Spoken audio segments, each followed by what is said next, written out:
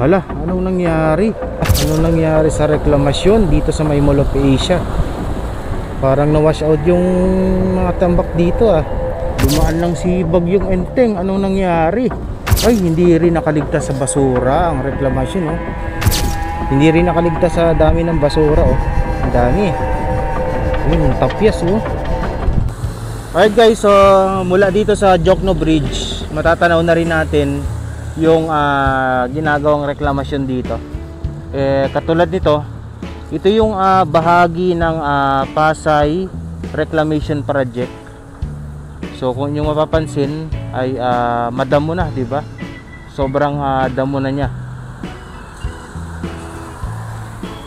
Dito lang yan matatanaw kapag nandito kayo sa tulay ng Jokno Bridge. So kung yung mapapansin ay merong nagtatrabaho dito, merong excavator.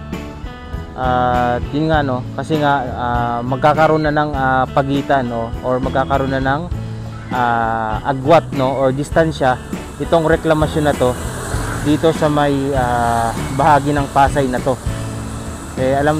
Kita nyo naman dati, di ba, dikit na dikit yan hanggang doon sa seawall.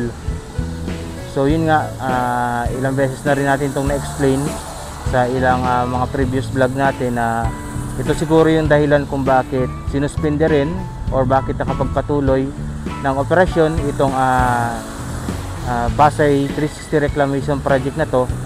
Ay isa sa mga kasunduan siguro ay yung paglagay ng distansya nila. Ayan.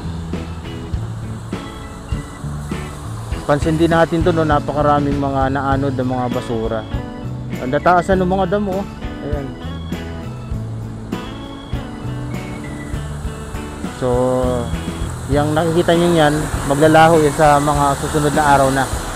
So, magkakaroon na ng daluyan dyan, daanan ng mga bangka o ng mga maliliit na barko. So, kaya tayo nandito ay para magbigay ng update ng kaganapan ngayon. Dahil sa mga oras na to, sa araw na to ay medyo malakas pa rin no, yung mga buhos ng ulan, pero wala na yung bagyo. Bali hinihigop na lang ng Bagyong Enteng yung habagat, kaya nagkakaroon o nakakaranas ngayon ng mga mabibigat at malalakas na pag-ulan, pero hindi na siya tuloy-tuloy, pabugso-bugso na lamang. So yan, expect na natin kapag may ganyang habagat or bagyo, ay expect natin na napakaraming basura ngayon ang maanod dito sa mga baybayin. Hindi lang naman yan dito sa Dolomite Beach, hindi lang dito sa Manila Bay, hindi lang dito sa may Mall of Asia. So maging sa ibang lugar yan, sigurado ay maraming mga napadpad na basura. Pero syempre saan pa ba yan manggagaling? Di sa kagagawan din ng tao, di ba? At yan, maiba tayo dito sa may Pasay 360 Reclamation Project.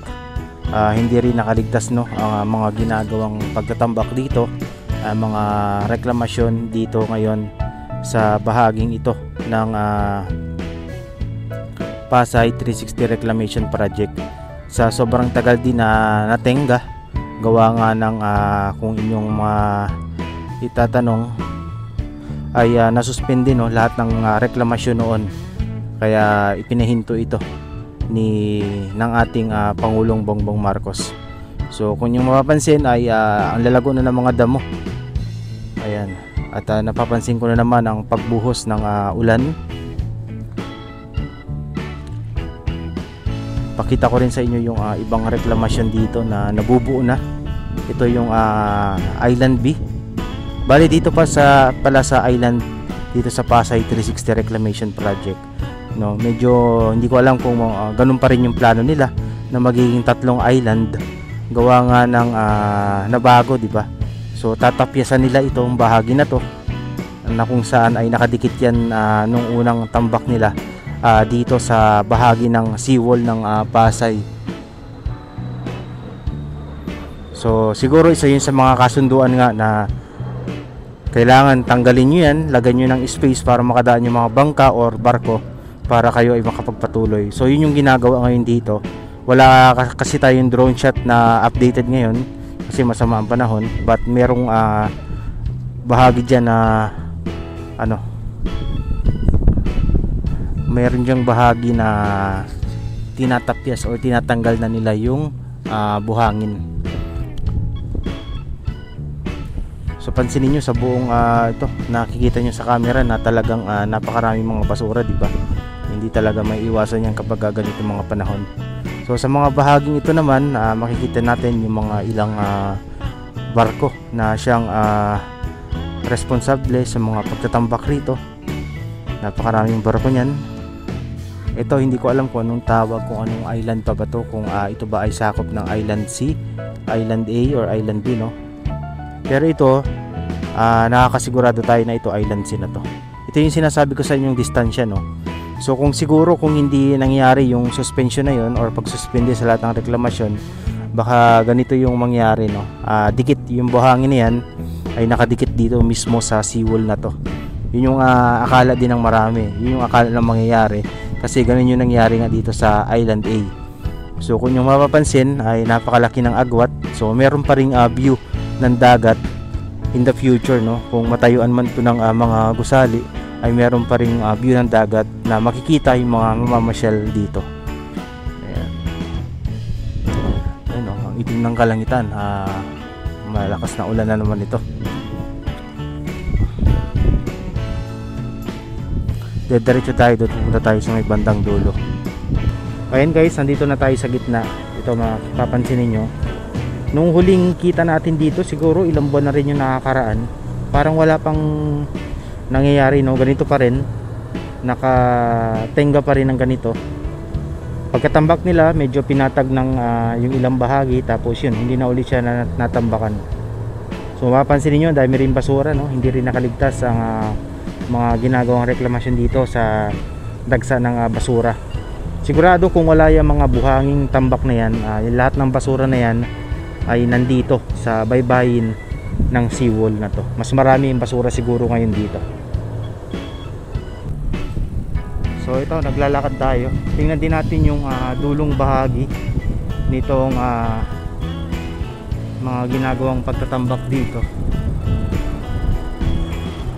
Ayan, medyo umokay na yung panahon, mga kababayan. Medyo umokay na.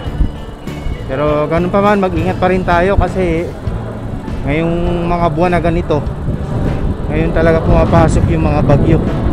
Kaya doble ingat tayo. Ngayon punta tayo dun sa dulo, kasi ang taas din ng tambak dun, kung matatanaw nyo dito. Hala, anong nangyari? Parang na-wash out yung mga reklamasyon ngayon dito. Dumaan lang si Bagyong Enteng. Anong nangyari? Ay, hindi rin nakaligtas sa basura ang reklamasyon, no? Kita nyo mga kababayan, ang daming basura, hindi nakaligtas ang reklamasyon. Bale, ito mga kababayan yung gitna. So hanggang dyan na lang po yan, no? Kung inyong mapapansin, meron ng pagitan mula dito sa seawall at mula dyan sa pagtatambakan ng reklamasyon na yan.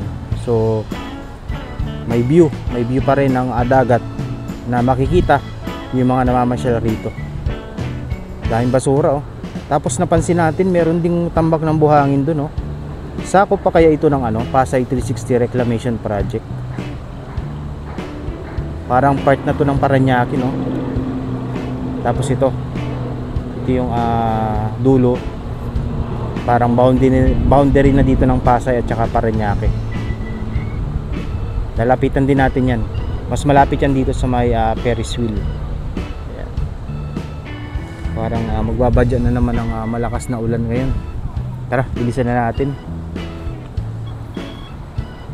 Guys, so meron tayo nakitang nangangalakal dito sa reklamasyon. Ayan. Yung lupit ni Kuya, Meron na pong tao dito sa reklamasyon. Dami kasing kalakal dyan ngayon, So maraming mapapakinabangan pa. Wala, anong nangyari sa reklamasyon dito sa may Mall of Asia? Parang na-wash out yung mga tambak dito, Hindi rin nakaligtas sa dami ng basura, Ang dami. Ayun, tapyas, Tapyas.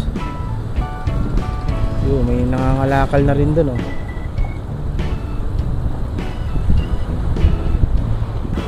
Ang cute ng pusa, oh. Parang buntis.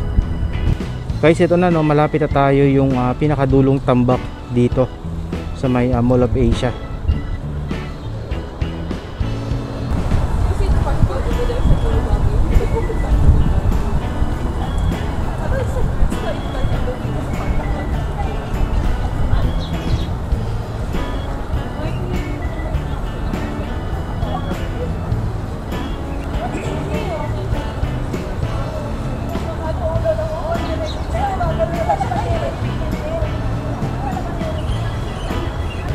Ito guys, ito lapit-lapitan pa natin.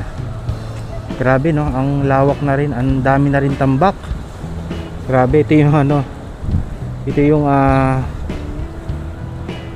bahagi ng dito sa may dulo.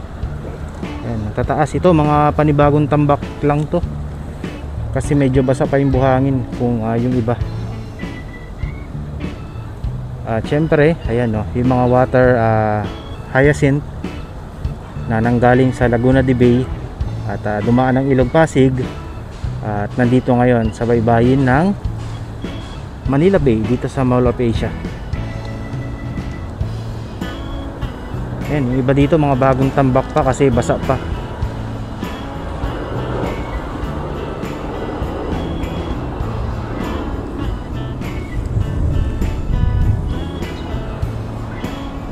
Dito lang yan sa may tapat na mga amusement park dito sa Mall of Asia Seaside. Ayan, yung reclamation. Yun lang po at maraming salamat mga kababayan. Thank you and God bless.